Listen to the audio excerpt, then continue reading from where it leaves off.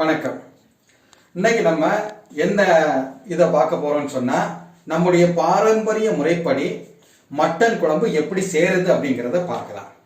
எந்த விதமான பவுடரை யூஸ் பண்ணாம, ரெடிமேடா கடையில கிடைக்குது பார்த்தீங்களா, அந்த பவுடர்லாம் யூஸ் பண்ணாம நம்முடைய பாட்டி எல்லாம் எப்படி செய்தாங்க, ஒரு 30 வருஷத்துக்கு முன்னாடி எப்படி மட்டன் குழம்பு செய்தாங்க. ஏன்னா நான் சின்ன பிள்ளையில எங்க வீட்டில் எங்க அக்காலாம் எனக்கு வச்சு கொடுத்துருக்காங்க பாட்டி செய்த முறைப்படி.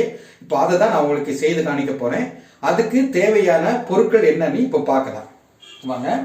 அதாவது இது வந்து நல்லெண்ணெய் எடுத்துருக்கிறேன், சோம்பு அதாவது பெருஞ்சீரகம், கசகசா, இது வந்து காஞ்ச வத்தல், இது மல்லி, கொத்தமல்லின்னு நாகர்கோயிலில் சொல்லுவாங்க மல்லி, அப்புறம் வந்து தேங்காய். நான் பார்த்துக்கோங்க, இது இவ்வளவும் வதக்கி நம்ம அரைக்கக்கூடிய ஐட்டங்கள்.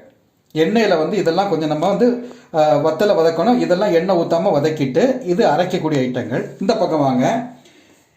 இது வந்து என்னென்னா கிராம்பு, லவங்கம், கருவேப்பட்டை, அன்னாசிப்பூ, அப்புறம் வந்து இஞ்சி பூண்டு பேஸ்ட்டு, கருவேப்பிலை, கடுகு, சின்ன வெங்காயம். சின்ன வெங்காயம் வந்து இது நான் தான் கொஞ்சம் அரை கிலோவுக்கு இவ்வளோ போதும். 1 கிலோன்னு அதுக்கிட்ட நீங்கள் கொஞ்சம் ஜாஸ்தி அளவு பண்ணிக்கணும். இது அரை கிலோ நல்ல கழுவி சுத்தமாக வச்சுருக்கக்கூடிய மட்டன். இப்போது வாங்க இதை எப்படி செய்யலாம் அப்படிங்கிறத பார்க்கலாம். பாருங்கள், இப்போ நான் வந்து குக்கரை வந்து அடுப்பில் வச்சு இப்போ நான் நல்லெண்ணெய் ஊற்றுறேன். எண்ணெய் வந்து நம்ம கொஞ்சம் நிறையா விடணும். ஏன்னா எண்ணெய் எவ்வளோ கூட்டுறோமோ அதுக்கேற்றவாறு ருசி வரும். நல்லெண்ணெய் நான் இப்போ வந்து நல்லெண்ணெய் விட்டு 3 ஸ்பூன் விட்டுருக்குறேன். இப்போ நல்லெண்ணெய் வந்து கொஞ்சம் காயட்டும். காஞ்ச உடனே நம்ம வந்து கடுகை போடணும். பாருங்கள், கடுகு யூஸ் பண்ணுறோம். பாருங்கள், கடுகு கொஞ்சம் கொஞ்சமாக வெடிக்க ஆரம்பிக்குது. கடுகு வந்து வெடிக்க ஆரம்பித்த பிறகு தான் நம்ம வந்து அதுக்கு அடுத்தால கருவேப்பிலையை நம்ம போடணும். பாருங்கள், இப்போ கடுகு நல்லா வெடிக்குது. இப்போ நான் என்ன பண்ணுறேன்னு சொன்னால், இந்த கருவேப்பட்டையை போட்டிருக்கிறேன். அதே மாதிரி அன்னாசிப்பூவை நான் போட்டிருக்கிறேன். இதெல்லாம் ஜஸ்ட் கொஞ்சம் போட்டாலே போதும். அப்புறம் வந்து லவங்கம் வந்து நான் போடுறேன். பாருங்கள், இந்த லவங்கம் வந்து நீங்கள் வந்து இந்த மாதிரி கொண்டைய அந்த பூ இருக்குது பார்த்தீங்களா, அந்த பூவை வந்து உடைச்சிட்டு தான் போடணும். இந்த பூவோடு சேர்த்து நம்ம வந்து போடக்கூடாது.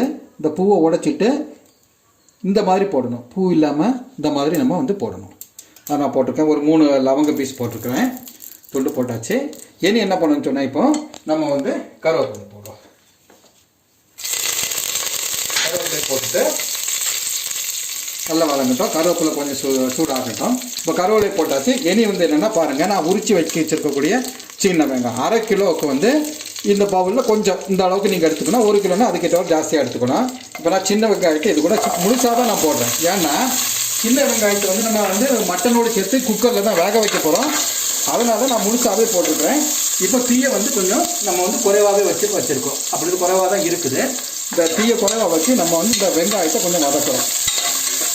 அந்த பழுப்பு நிறம் வரும் இல்லையா, அந்த பழுப்பு நிறம் வரக்கூடிய மாதிரி நம்ம வதக்கணும். இப்போ வதங்கட்டும். பாருங்கள், இப்போ இந்த வெங்காயம் வந்து ப்ரௌன் கலரில் கொஞ்சம் வதங்கி வந்துட்டு, முழுவதும் வதங்கணுன்ட்டு வேண்டாம். ஏன்னா குக்கரில் தான் நம்ம வேக வைக்க போகிறோம் மட்டனோடு சேர்த்து. இப்போ நான் என்ன பண்ணுறேன்னு சொன்னால், இந்த இஞ்சி பூண்டு பேஸ்ட் நான் போடுறேன். இஞ்சி பூண்டு பேஸ்ட்டு பாருங்கள், கொஞ்சம் போட்டாலே போதும். இஞ்சி பூண்டு பேஸ்ட்டு இந்த பச்சை மணம் போகிறது மாதிரி கொஞ்சம் நம்ம வதக்கணும். இஞ்சி பூண்டு பேஸ்ட் போட்டு கொஞ்சம் வதக்கிடுங்க.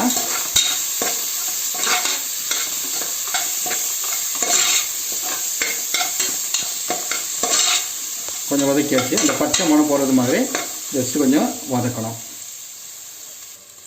இப்போ பாருங்கள், அந்த பச்சை மணம் போயிடுச்சு. இஞ்சி பூண்டு பேஸ்ட்டில் உள்ள பச்சை மணம் போயாச்சு. இப்போ நான் வந்து நல்ல கழுவி வச்சுருக்கக்கூடிய 1/2 கிலோ மட்டனை வந்து நான் இப்போ இந்த இதில் உள்ளே போடுவேன்.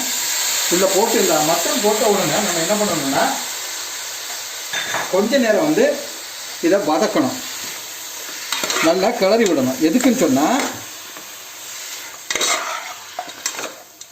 கொஞ்சம் கிளறி விட்டுட்டு ஒரு 5 நிமிஷம் வந்து இந்த மட்டன் உள்ள தண்ணி இறங்குறது மாதிரி நம்ம வைக்கணும். எதுக்குன்னா, நம்ம இப்போ கொஞ்சம் கட்டியாக தான் நம்ம பண்ண போகிறோம்.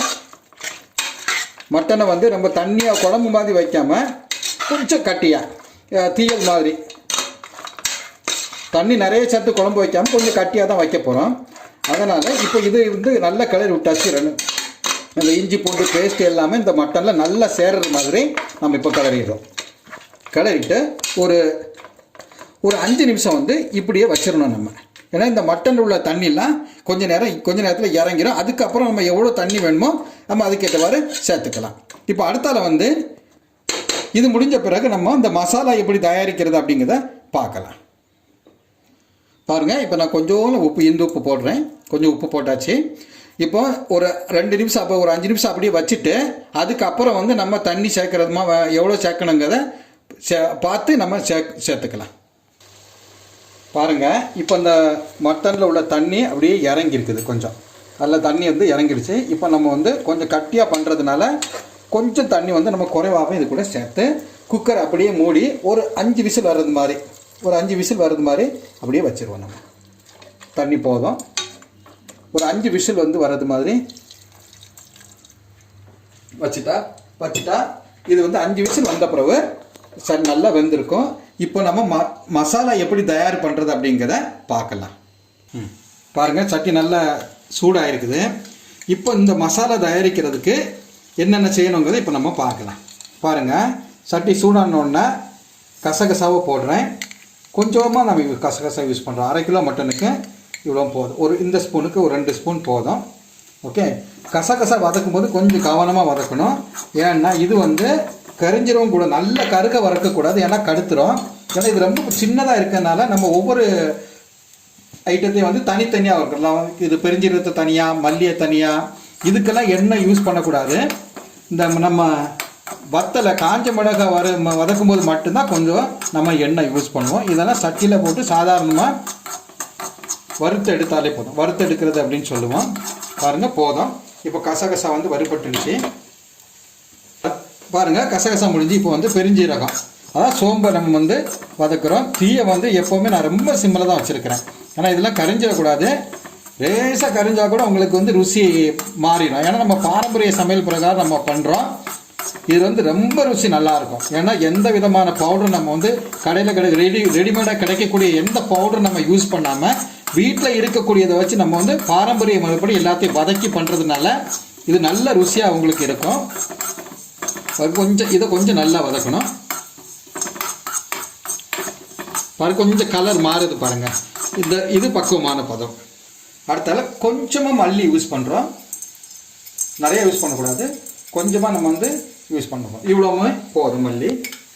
கொஞ்சமாக மல்லி யூஸ் பண்ணுறோம். நம்ம இந்த மல்லியை வந்து கொஞ்சமாக வந்து கரியாமல் மெதுவாக கொஞ்சம் வதக்கினாலே போதும். பாருங்கள், கரிஞ்சிடக்கூடாது, ரொம்ப கருகருன்னு ஆயிடக்கூடாது. பாருங்கள், அதனுடைய கலர் மாறுது பார்த்தீங்களா, அப்படியே மாறுது. இதுதான் இந்த பக்குவம்.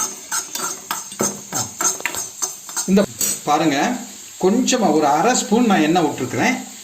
இதுக்கு எண்ணெய் எதுக்கு விட்டுருக்கேன்னா, இப்போ நம்ம வந்து காஞ்ச மிளகா வந்து ஜஸ்ட்டு வதக்க இருக்கிறேன். எத்தனை காஞ்ச மிளகா எடுத்துருக்கேன்னா 5 காஞ்ச மிளகா எடுத்துருக்கிறேன். 6 பீஸ் எடுத்துக்கோங்க. ஏன்னா இது காரத்தை பொறுத்து நீங்கள் வந்து கூடுதல் குறைவு யூஸ் பண்ணிக்கணும். இப்போ நீங்கள் வந்து வச்சிருக்கக்கூடிய இதில் வந்து காரம் நிறைய இருந்துச்சு அப்படின்னு சொன்னால் நீங்கள் வந்து ஒரு 4 எடுத்தால் போதும். இல்லை காரம் குறைவாக இருக்குது, பிரச்சனை இல்லை, குறைவான இது தான் அப்படின்னு வத்தல் தான் அப்படின்னு சொன்னால் நீங்கள் வந்து ஒரு 2 எக்ஸ்ட்ரா கூட நீங்கள் கூடுதலாக கூட எடுத்துக்கலாம். அதில் ஒன்றும் பிரச்சனை இல்லை. பாருங்கள், இப்போ நான் வந்து இந்த காஞ்ச மிளகாய் நல்லா வதக்கிற எண்ணெயில் போட்டு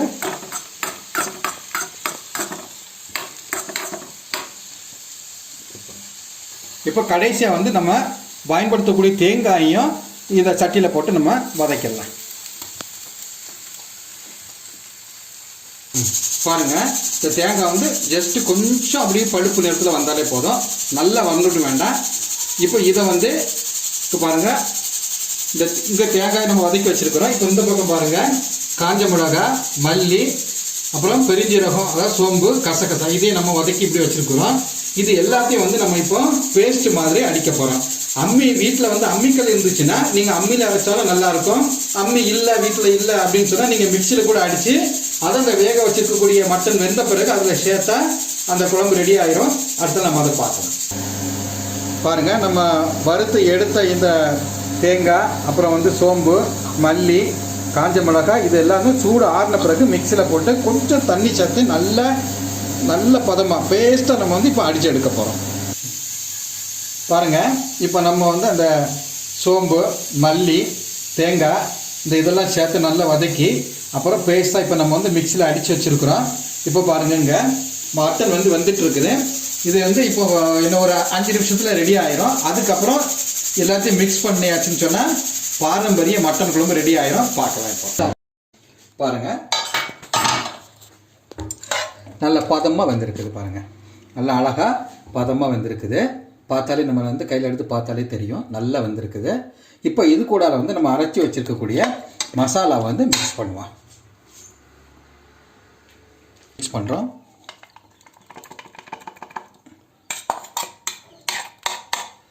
மசாலா மிக்ஸ் பண்ணிவிட்டு கொஞ்சம் தண்ணி சேர்த்து இந்த மசாலா வந்து இப்போ அதில் நம்ம ஊற்றிடலாம். தேவையான அளவுக்கு நீங்கள் வந்து தண்ணி ஊற்றி இது பண்ணிக்கலாம். இப்போ பாருங்க, ஒருக்கா நல்லா கிளறி விடணும். நம்ம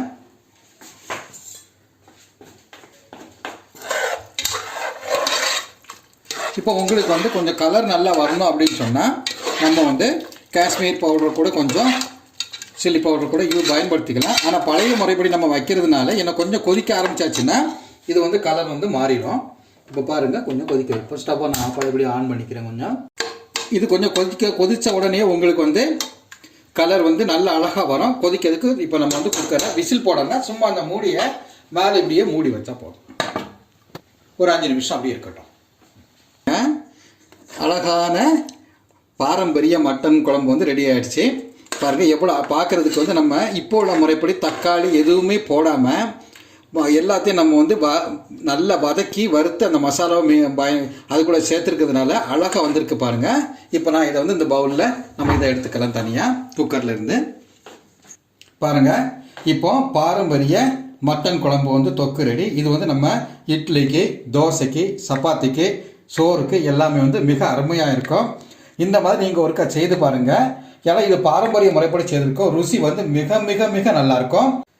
இந்த பாரம்பரிய மட்டன் குழம்பு உங்களுக்கு பிடிச்சிருக்கோம் நான் நம்புறேன்.